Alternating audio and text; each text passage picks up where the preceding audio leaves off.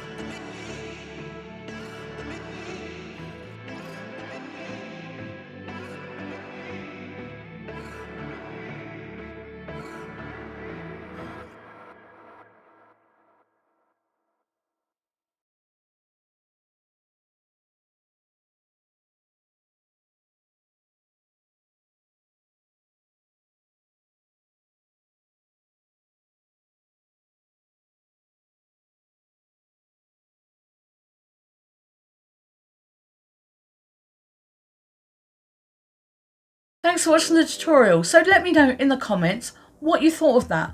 I had to get my rolling pin out again. I'm not going to lie, I had to do a lot of rolling, and the clay that I used was several mixes. So I had a white and then I had a bit of a sparkly one, so of course the consistency was difficult. I don't know if you know, like polymer clay, when you have like glitter in them or something, it's got a weird kind of crusty sort of texture. It's not great, particularly if you're mixing it with a nice plain white.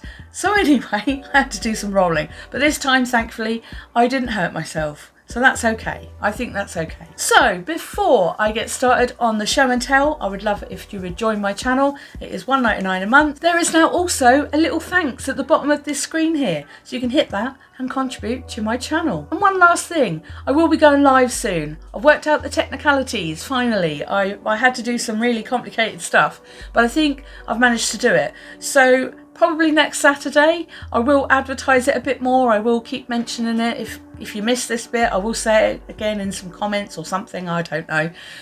But I am going to go live. I don't know how this is going to go. It's kind of like a test run. We'll see how it goes. And then if I can do it regularly, it might work out. So there we go. Right, onto this, because that's what you're waiting for, isn't it? So here we go. Here is the lampshade. So I am actually going to come out of shot completely. So my first impressions on this is, you know, when you draw ghosts when you're young, kind of like sort of a ghost look. I really don't know what I was going for. It was either cut a slice into it and lay it really flat, or just let it do its thing. So I decided to let it do its thing. So I'm just going to show you all the way round so you can get a good look. Now you'll see the jelly rolls popping up here, and also the dots that I put in as well that go all the way through. Now the jelly roll, I'm sure you all know what that is. It's translucent and white clay stacked together and then rolled up. Now the idea of having translucent in it is it will shine through. So I'm hoping, and I haven't tested this out yet, but I will do. And my idea is that each and individual jelly roll here, the light will shine through as well, and also the holes. So this is going to be kind of like an experiment for me as well, because I've not done a design like this before. And you'll know from my channel that quite often I test things out while I'm filming, and I half the time don't know what I'm making before it's finished. But I like that creativity because it just gives me a lot of freedom. So here we go, a little bit more of a close-up. Here are the jelly rolls and the dots. Nothing really more complicated than just putting pattern where you think. And I had to hold myself back because sometimes I just do too much. And to me this looks quite plain still, because I've used no mica powders. I've used a little bit of sort of stamping and things like that, but I've not coloured it. And for me it's kind of scary doing that, because I like to chuck loads of glitter and things on it normally, but I haven't this time. So I'm just going to show you a close-up of the bottom here.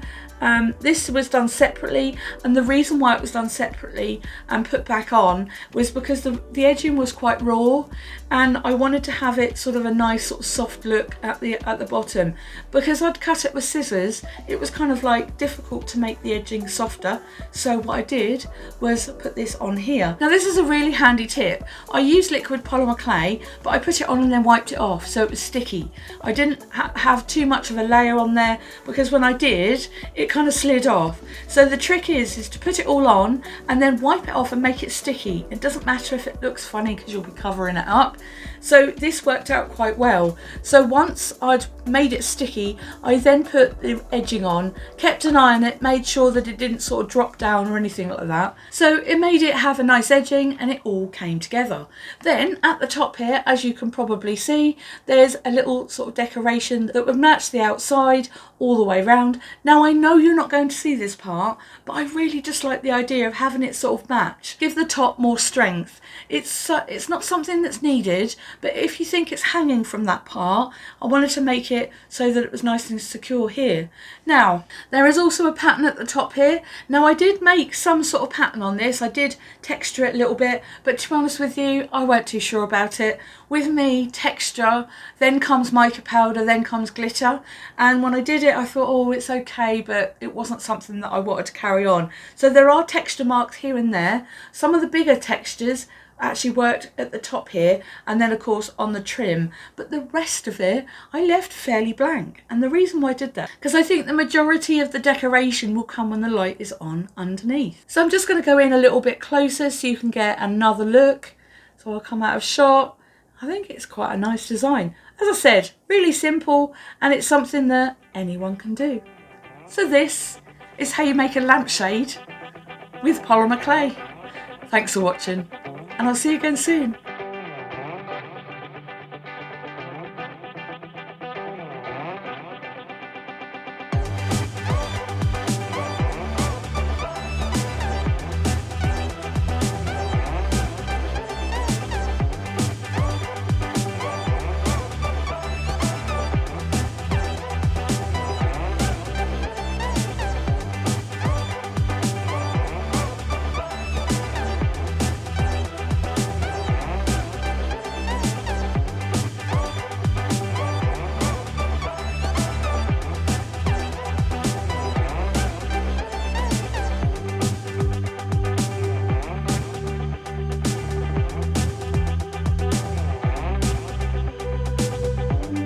I don't know, I waffle and waffle and waffle. Just so you know, yeah.